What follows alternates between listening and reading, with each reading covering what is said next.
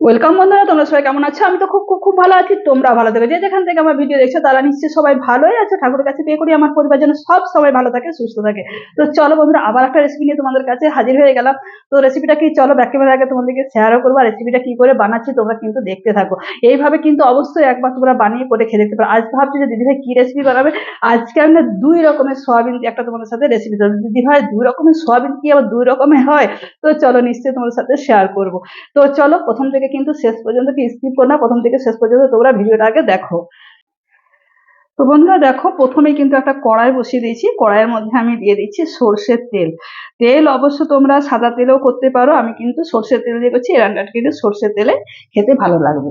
তো দেখো, একটু তেল দিয়ে দিলাম। সাধারণত একটু তেল বেশিও লাগে, আর তেল দিলে একটু খেতেও কিন্তু ভালো হয়। তো চলো, তেল এখানে দিয়ে দিলাম। তেলটা আসুক। দেখো, তেলের মধ্যে সামান্য একটু দিয়েছি সাদা জিরে। একটু সাদা জিরে দিয়ে দিলাম। ফোড়ন থেকে যখন আমার একটা সুন্দর মিষ্টি গন্ধ বেরিয়ে আসবে, তখন এর মধ্যে দিয়ে দেবো কুচনো পেঁয়াজ। দেখো, ফোড়ন আমার চলে এসছে অলরেডি। এর মধ্যে দিয়ে দিলাম খানিকটা কুচনো, একটা বড় সাইজের মিডিয়াম সাইজের একটা, আমি খুব বড়ও না খুব ছোট না, একটা মিডিয়াম সাইজের পেঁয়াজ আমি এর মধ্যে দিয়ে দিলাম। তোমরা বন্ধুরা অবশ্যই কিন্তু এইভাবে একবার বানিয়ে কিন্তু করে খেয়ে দেখতে পারো, অসাধারণ কিন্তু খেতে হয়। তোমরা অবশ্যই কিন্তু এইভাবে একবার বন্ধুরা বানিয়ে করে খাবে। আর দুই রকমের সয়াবিন, একটু অপেক্ষা করো, আমি দেখাচ্ছি। মশলাটা আগে তৈরি করে নিই।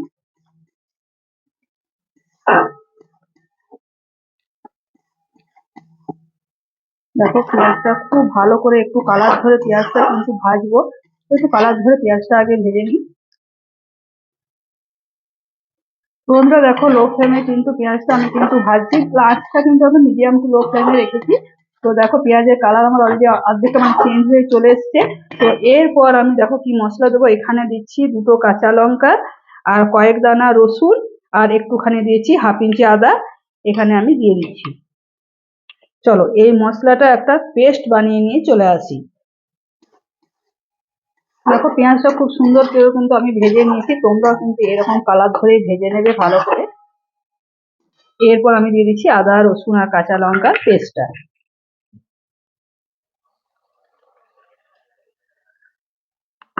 এর মধ্যে সামান্য একটু বাটি ধোয়া জল এর মধ্যে দিয়ে খুব ভালো করে ধুয়ে পরে দিয়ে দেবো।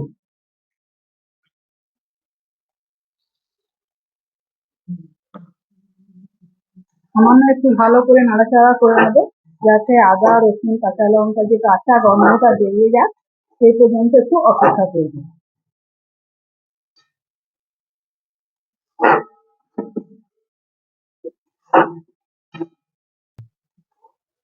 তো মিনিট দুয়েকের মতো খুব ভালো করে কিন্তু দেখো নাড়িয়ে চাড়িয়ে নিয়েছি।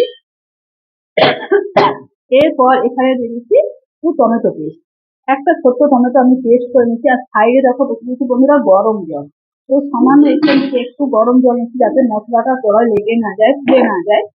তো চলো, টমেটো পেস্টটা দিয়ে খুব ভালো করে কিন্তু এইভাবে একটু আমি আবার নাড়িয়ে চাড়িয়ে নেবো, যাতে টমেটোর একটা যে কাঁচা গন্ধ আছে, সেই কাঁচা গন্ধটা বেরিয়ে যাওয়া অব্দি আরো মিনিট দুয়েকের মতো খুব ভালো করে কিন্তু নাড়িয়ে চাড়িয়ে কষে নেবো। বন্ধুরা, মিনিট দুয়েক খুব ভালো করে কিন্তু দেখো নাড়িয়ে চাড়িয়ে কষে নিয়েছি। এরপর এখানে মশলা দিচ্ছি। দেখো, একটু এটা কিন্তু কালারের লঙ্কা, তোমাদেরকে ভালো করে দেখায়। এটা কিন্তু কালারের লঙ্কা, আর একটু ব্যালেন্সের জন্য চিনি দিয়ে দিয়েছি। হ্যাঁ, যে কোনো রান্নাতে একটু দেখবে ব্যালেন্সের জন্য চিনিটাও খেতে খুব ভালো লাগে। তোমরা যদি না পছন্দ করো তো চিনিটা স্কিপ করে চলে যেতে পারো। আর এখানে দিয়েছি হলুদ, দিয়েছি নুন, দিয়েছি এটা কাশ্মীরি একটু কালারের জন্য দিলাম। আর এখানে কিন্তু কোনো মশলা কিন্তু এখনো ব্যবহার আমি করিনি। তো মশলাটা দিয়ে দিলাম। আবার সামান্য একটু বাটি ধোয়া জল এর মধ্যে অ্যাড করে দিলাম, এবং মশলাটা দিয়ে খুব ভালো করে কিন্তু নাড়িয়ে চাড়িয়ে কষে নেবো, যতক্ষণ না সুন্দরভাবে আমার মশলা থেকে তেল রিলিজ করছি। চলো এবারে তোমাদেরকে সয়াবিনটা দেখানোর পালা। চলো মশলাটা দেখে কষানো হোক, সয়াবিনটা নিয়ে আসি। তো বন্ধুরা দেখো, এদিকে মশলাটা কিন্তু আমি ঢাকা দিয়ে দিয়ে ভালো করে কষিয়ে নিচ্ছি। এদিকে সয়াবিনটা তোমরা দেখো, এরকম সয়াবিন কে কে দেখেছো অবশ্যই কিন্তু আমাকে একবার জানিও। তো এটা এক রকমের দিলে করলে আমার মনে হতো যে রান্নাটা টেস্ট ভালো হতো, আরো কি জানি না, যে হ্যাঁ এক রকমের করলে নিশ্চয়ই অবশ্য ভালো হতো। তোমাদেরকে দেখাই, এই যে সয়াবিনটা তোমরা দেখছো, দেখো এই যে একটা তোমাদেরকে দেখাই, আমি কিন্তু গরম জলে খুব ভালো করে সয়াবিনটা সেদ্ধ করেছি, তাতে দেখো স্মুথ হয়েছে কত সয়াবিনটা। আর আরেকটা কয়েকটা ছোট্ট ছোট সয়াবিন যেটা আমরা খাই আর কি, আমরা যেটা প্রত্যেকদিন যেটা খাই সেটা হলো এই সয়াবিনটা। দু রকমের সয়াবিন কেন দিয়েছি সেটাও তোমাদেরকে বলছি। গরম জলে কিন্তু সেদ্ধ করে ভালো করে কিন্তু জল কিন্তু ঝাড়িয়ে নিয়েছি। হ্যাঁ, তো এটা না, এটা হচ্ছে ভুবনেশ্বরের সয়াবিন। যারা যারা ভুবনেশ্বর অবশ্যই গেছো তারা নিশ্চয়ই কিন্তু জানবে, যারা পুরী গেছো। হ্যাঁ, তো এই সয়াবিনটা আমার জায়ের মা নিয়ে এসছে।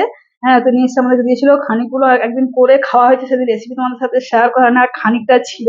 তো সেদিন খেতে না খুব ভালো হয়েছিল জানো, এত স্মুথ এত নরম, খাওয়ার সময় কিন্তু খুব ভালো হয়েছিল সয়াবিনটা খেতে। তো সেদিন অবশ্য আমি ডিম দিয়ে বানিয়েছিলাম।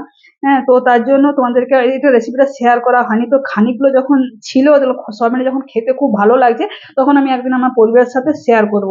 তাতে যদি না যদি আমাদের কুলিয়ে যায়, তো তার জন্য ভাবলাম যে খাবে তো ছেলে মেয়ে আর আমরা দুই যা, তো তার জন্য ভালো দুটো একটা এই সয়াবিনটা মিশিয়ে দিচ্ছি।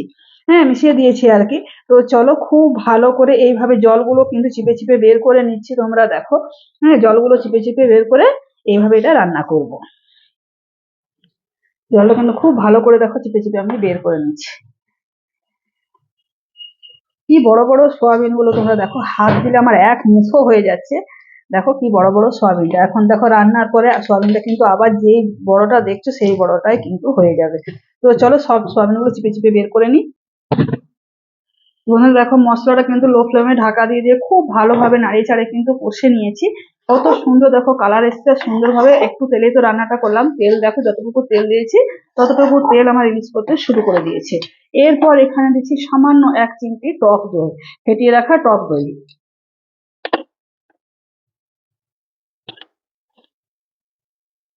এই দইটা দিয়ে সামান্য আবার খুব ভালো করে একটু নাড়িয়ে চাড়িয়ে কষে নেবো। এই সময় কিন্তু গ্যাসের ফ্লেমটা একদমই আমি লোতে রেখে দিয়েছি, যাতে টক দইটা দেওয়ার পর ফেটে না যায়। তো টক দই অবশ্যই কিন্তু তোমরা বন্ধুরা একটু নুন হোক একটু ময়দা হোক দিয়ে করে ফেটিয়ে রাখবে, দেখবে একদমই থাকবে না।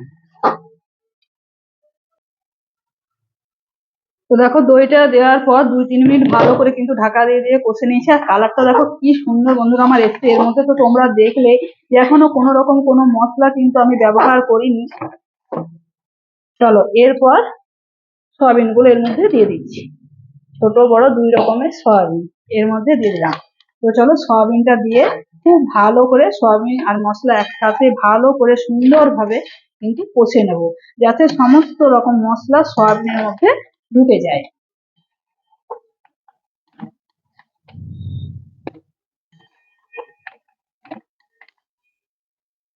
এরপর আমি এখানে দিয়ে দেবো কয়েকটা সেদ্ধ করা আলু, একদম ধোয়া ওঠা গরম গরম কয়েকটা সেদ্ধ করা আলু এর মধ্যে দিয়ে দিলাম। তোমরা চাইলে আলুটা ভেজেও দিতে পারো, কিন্তু এইভাবে যদি একটু সেদ্ধ আলু দাও তাহলে কিন্তু রান্নার ফ্লেভারটা আরো বেড়ে যায়, আর খেতেও কিন্তু দুর্দান্ত লাগে। তো চলো বন্ধুরা খুব ভালো করে কিন্তু এবার নাড়িয়ে চাড়িয়ে কষে নেবো। সাইডে তো আমার গরম জল বসানো আছে, যে কোনো রান্নাতে যদি একটু গরম জল ব্যবহার করো তার স্বাদ কিন্তু সবসময় কিন্তু আলাদা হয়। তো ঢাকা দিয়ে দিয়ে খুব ভালোভাবে কিন্তু দেখো নাড়িয়ে চাড়িয়ে ভালো করে কিন্তু কষে নিয়েছি। এরপর এর মধ্যে দিয়ে দেবো গরম জল।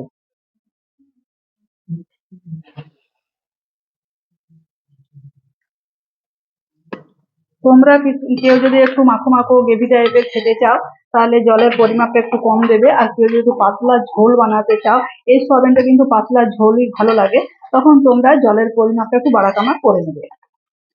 তো চলো এরপর মিনিট দুয়েকের মতো রান্নাটা ছেড়ে ফেলি।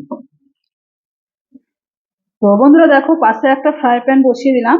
তো ফ্রাই প্যানের মধ্যে তোমরা তো দেখলে এর মধ্যে কিছু মশলা আমি ব্যবহার করিনি। তোমরা অবশ্যই বলছি তোমাদেরকে, তোমরা কিন্তু একবার বারবার বসে তোমরা একবার কিন্তু বানিয়ে এইভাবে করে খেয়ে দেখতে পারো সয়াবিন। আর সয়াবিনটা তোমরা দেখো কি বড় বড়ই না হয়েছে ফুলে, দেখো তোমরা। তো চলো ঝোলটা ফুটতে থাকুক। আর এখানে নিয়েছি দেখো 1 চা চামচ নিয়েছি গোটা ধনে, 1 চা চামচ গোটা জিরে। এতটা মশলা যদি আমি না লেগে দেবো না, মানে স্টোর করে রেখে দেবো। আর দেখো দুটো দেখো ফাটিয়ে নিয়েছি এলাচ, দুটো লং, একটা দারচিনি তিন টুকরো করে নিয়েছি, আর একটা নিয়েছি তোমার শুকনো লঙ্কা বোটা সমেত নিয়েছি, একটা তেজপাতা 2 টুকরো করে নিয়েছি, আর কয়েকটা নিয়েছি গোলমরিচ। চলো একটা ভাজা মশলা তৈরি করে নেব।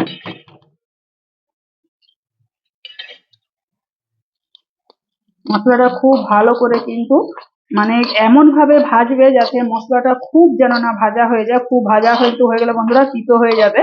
হ্যাঁ, তো তেতো লাগলে ধরো তখন রান্নার ফ্লেভারটাও কিন্তু বাজে হয়ে যাবে। যেই কিন্তু একটু এই যে ফুটফুট ফুটফুট করে যে আওয়াজটা উঠছে তখনই জানবে যে আমার মশলা হয়ে এসেছে। তখন কিন্তু গ্যাসের ফ্লেম তোমরা অফ করে দেবে। আমি কিন্তু গ্যাসের ফ্লেম অফ করে দিলাম। এই যে ফ্রাই প্যানটা যেটা গরম আছে না, এর মধ্যেই কিন্তু এটা হয়ে যাবে। দেখো মশলাটা কিন্তু ঠান্ডা করে এবার আমি মিক্সিং জারে পিষে নেবো। তোমরা চাইলে শিলপাটাতেও পিষে নিতে পারো। কারণ মশলা কিন্তু এবার আমার হয়ে এসছে।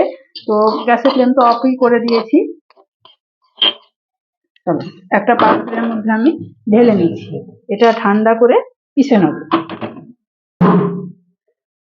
তো 2 থেকে 3 মিনিট ব্রেক নিয়ে তোমাদের কাছে আবারও হাজির হলাম। চলো ঢাকনাটা খুলে তোমাদেরকে দেখো, তোমরা নিজের চোখে দেখে নাও কত বড় বড় হয়েছে সয়াবিনটা। আর সেদ্ধ আলু দিয়েছি, আলুগুলো দুটো একটা আরো এইভাবে ম্যাশ করে দেবো, যেহেতু সেদ্ধ আলু দিয়েছি।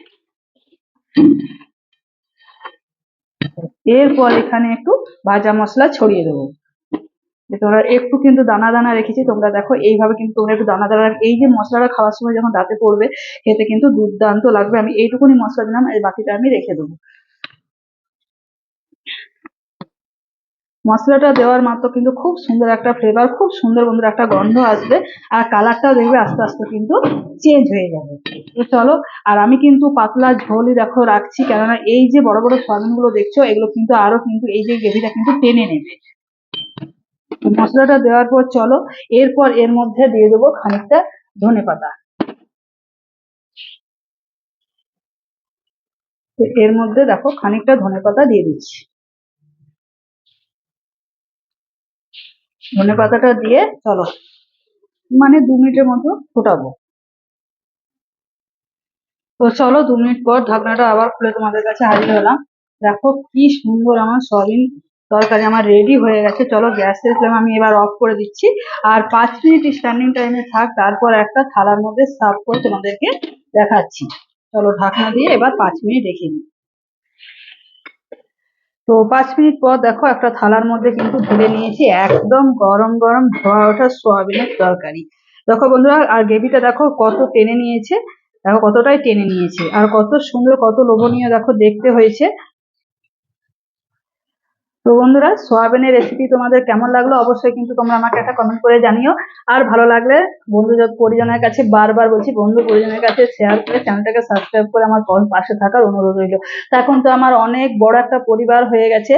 হ্যাঁ, তোমাদের আশা তোমাদের ভরসা নিয়ে আমি অনেকটা এগিয়ে যেতে পারছি।